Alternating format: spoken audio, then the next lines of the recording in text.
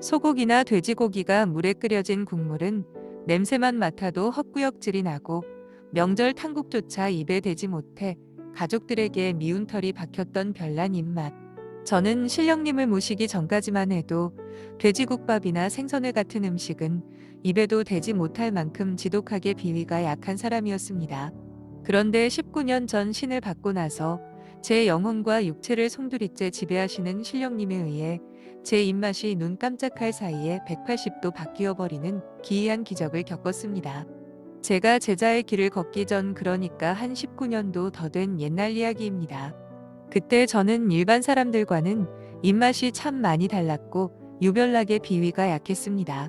돼지고기를 그냥 불판에 구워 먹는 대패 삼겹살 같은 것은 잘 먹었지만 이상하게 고기가 물에 빠진 음식은 도무지 먹지를 못했습니다. 쉽게 말해 소고기국이나 돼지국밥처럼 국물을 끓여 놓으면 냄새만 맡아도 속이 뒤집어졌습니다. 오죽하면 저희 어머니가 명절이나 제삿날만 되면 저 때문에 고생을 참 많이 하셨습니다. 온 가족이 먹을 제사 탕국을 끓일 때 다른 가족들용으로는 소고기를 듬뿍 넣고 끓이시지만 저를 위해서는 소고기를 단 한 점도 넣지 않은 맑은 국을 따로 한 냄비 더 끓이셔야 했습니다. 제가 고기 들어간 국을 입에 넣자마자 그 자리에서 분수처럼 토해버리니 어머니 입장에서는 어쩔 수가 없었던 겁니다.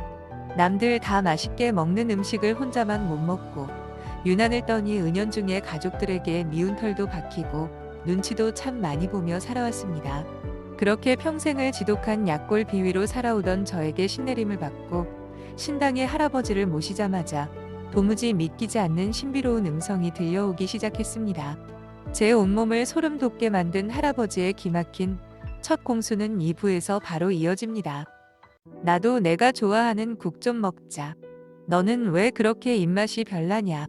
신내림을 받고 얼마 지나지 않았을 때 제 신당에 모신 할아버지 신령님께서 대뜸 제 몸을 치시며 서운한 목소리로 이런 공수를 내리시는 겁니다. 평생 고기 국물과 생선회는 입에도 대지 못했던 저에게 신령님이 직접 몸에 실려 음식을 요구하시는 생전 처음 겪는 영적 체험이 시작된 순간이었습니다. 할아버지의 청천벽력 같은 말씀에 저는 깜짝 놀라 마음속으로 여쭈었습니다. 할아버지, 저는 돼지국밥도 못 먹고 소고기 국밥도 못 먹습니다. 물에 빠진 고기는 비위가 상해서 삼키지를 못하고 다 토해버립니다 하고 말씀드렸더니 할아버지가 껄껄 웃으시며 호통을 치셨습니다. 그 별난 입맛은 내가 오늘부로 싹 바꿔줄 테니 걱정 말고 당장 국밥집으로 가거라 하시는 겁니다. 저는 반신반의하는 마음으로 근처 돼지국밥집에 들어가 국밥 한 그릇을 시켰습니다.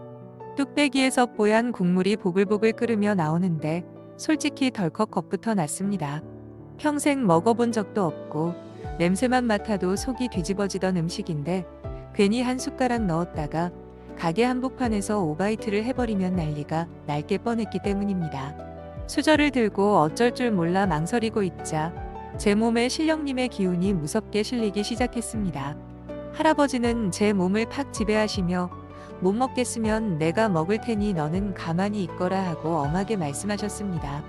제 의지와는 상관없이 국밥 숟가락을 쥐어 잡은 손이 움직이기 시작했고 평생을 거부해왔던 돼지국밥 국물이 제 입안으로 사정없이 밀려 들어왔습니다. 그 순간 제 입안에서 일어난 상상도 못할 소름 돋는 반전은 3부에서 이어집니다. 평생 냄새만 맡아도 토하던 돼지국밥을 신령님이 몸에 실려 들이키시는데 목구멍으로 넘어가는 그 국물이 눈물이 날 정도로 기가 막히게 맛있는 겁니다. 헛구역질은커녕 고소하고 진한 국물 맛이 온몸에 쫙 퍼지는데 뚝배기 바닥이 보일 때까지 밥을 말아서 정신없이 다 비워버렸습니다.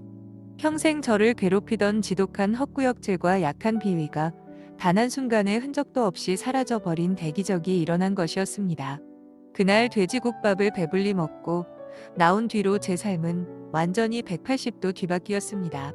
그렇게 못 먹고 무서워하던 소고기국밥이며 돼지국밥은 물론이고 칼도 대지 못하던 생선회까지 그날 이후로는 입맛이 완전히 바뀌어서 없어서 못 먹을 정도로 너무나 좋아하게 되었습니다. 지금은 남들이 맛있다고 하는 국밥집을 찾아다닐 정도로 식성이 완전히 다른 사람이 되었습니다. 저는 그때 뼈저리게 깨달았습니다.